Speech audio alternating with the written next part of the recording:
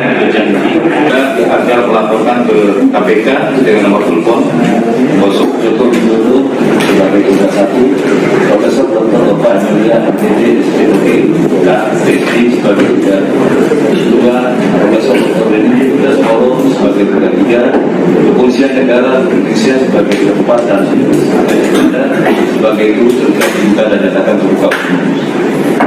Kali ini kuasanya sama ya Pak Taufik ya.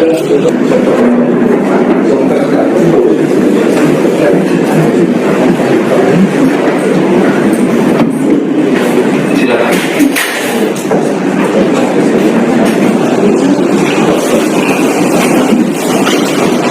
Saksi ahli pertama siapa? KTP-nya atau CCTV-nya?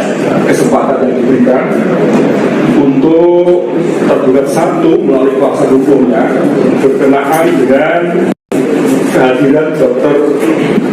Fauzia Yasuma untuk memberikan keterangan sebagai ahli, oleh karena yang bersangkutan sepanjang apa yang saya cermati di dalam laporan polisi nomor LP /B /2831 Roma 4 /2025 SPKP Polda Metro Jaya 30 April 2025 atas nama pelapor Joko Widodo dalam hal ini tergugat satu yang bersangkutan ini oleh penyidik Polda Metro Jaya telah ditetapkan sebagai tersangka, mengingat perkara tersebut ada kaitannya dengan pokok perkara di dalam sengketa gugatan CLS yang berdasarkan majelis hakim, maka kami menyatakan keberatan. Terima kasih yang mulia. Sedangkan untuk saudara Gunatua kami tidak mempersoalkan. Terima kasih. Jadi tulangnya ya. Terima kasih yang mulia. Ujian nanti tanggapannya di Sumbar. Demikian ya. Sebelum memberikan keterangan disumpah sesuai. Saya akan memberikan keterangan yang sebenarnya menurut pengetahuan dan pengetahuan saya dengan sebenar-benarnya. Saya berjanji bahwa saya sebagai ahli akan memberikan pendapat soal yang dikemukakan, soal yang dikemukakan menurut pengetahuan keahlian saya baik-baiknya dengan sebaik-baiknya. Semoga Tuhan awal saya. Itu mendukung dari temuan kajian atau analisis dua bidang ilmu yang lain, yaitu telematika dan digital forensik. Oke, baik. Nanti fotonya Bapak Joko Widodo yang kalau saudara ahli bandingkan menurut keahlian kedokteran saudara ahli ini melakukan analisis kranial dan anatomi wajah itu, bagaimana penjelasan saudara ahli analisis kranial dan anatomi wajah dibandingkan antara foto yang saudara lihat di ijazah ini dengan yang saudara kenal foto yang Bapak Joko Widodo. Baik, mohon izin yang mulia untuk supaya jelas saya membutuhkan slide saya. Ada saya siapkan. Sudah disiapkan. Ya, silakan.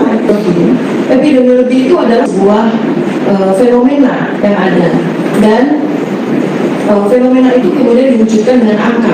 Ketika tiba angka, maka sudah sulit untuk dilakukan lanjut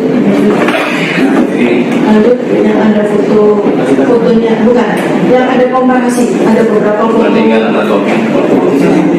Nah, ya ini sampai dulu. Ya.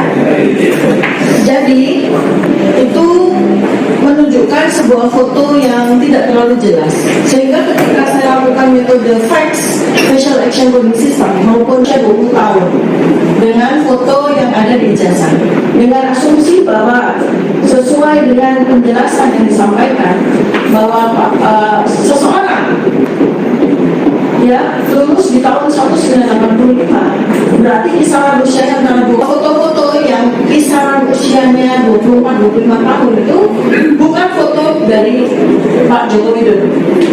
Jadi banyak di internet atau di media itu mengatakan ini Pak Joko Widodo, Pak Joko Widodo. Ternyata setelah saya akurasi, ternyata itu bukan fotonya Pak Joko Widodo. Jadi banyak foto yang diklaim sebagai fotonya Pak Joko. Nah, termudah yang saya temukan adalah 4 spesimen ini, di mana menurut perhitungan matematika kisaran usia dari foto-foto ini antara 39 tahun hingga 42 tahun. Artinya dengan matematika model, ketika kita komparasi antara foto yang kurang lebih berusia yang bersangkutan dengan foto itu berusia sekitar 25 tahun, maka kita masih diizinkan oleh matematika untuk mengkomparasikannya dengan foto yang usianya sekitar 15 tahun.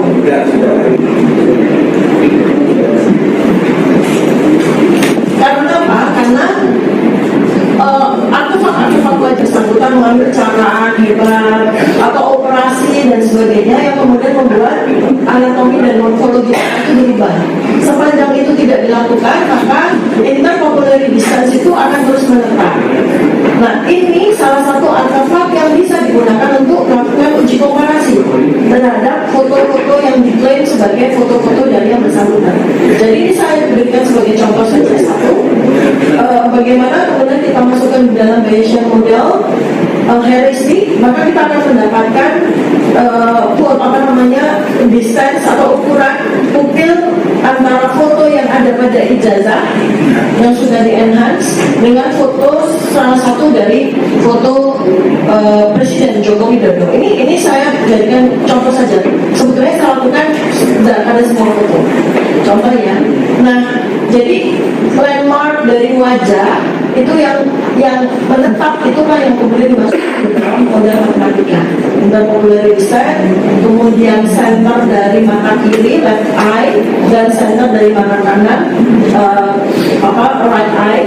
Kemudian hidung ya, hidung ini tidak akan berubah kecuali kecelakaan atau operasi karena hidung dijaga oleh struktur tulang hidung.